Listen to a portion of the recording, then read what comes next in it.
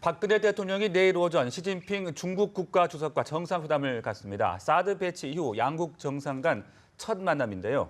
사드 이견차를 좁히면서 북핵 불용 기조를 재확인하는 계기가 될지 주목됩니다. 중국 항저우 현지의 취재기자 연결하겠습니다. 김혜영 기자. 네, 중국 항저우를 방문한 박근혜 대통령이 내일 오전 사드 배치 결정 이후 처음으로 시진핑 중국 국가주석과 정상회담을 갖습니다. 청와대 정연국 대변인은 중국 항저우에서 열린 현지 브리핑을 통해 한중 정상회담이 내일 오전에 열린다고 밝혔습니다. 박 대통령은 회담에서 사드 배치가 북한 핵위협에 대응하기 위한 것이며 제3국을 겨냥한 것이 아니라는 점을 거듭 강조할 것으로 보입니다. 특히 북한 핵 위협이 지속되는 상황에서 중국의 건설적인 역할이 그 어느 때보다 중요하다는 점도 부각할 전망입니다. 이 과정에서 북한의 핵 위협이 제거되면 사드 배치 필요성도 없어진다는 조건부 사드 배치론을 거듭 거론할 가능성도 있습니다.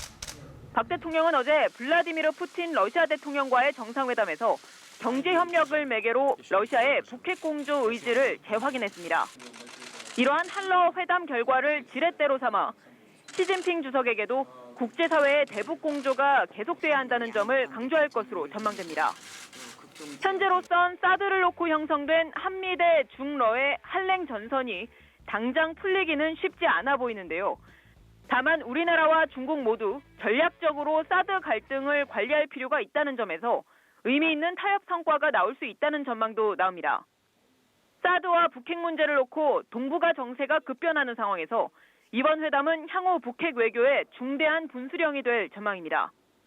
한편 박 대통령은 한국 시간으로 저녁 6시쯤 테레사 메이 영국 총리와 정상회담을 한다고 청와대는 밝혔습니다. 브렉시트 이후 박 대통령이 신임 메이 총리와 만나는 것은 이번이 처음입니다.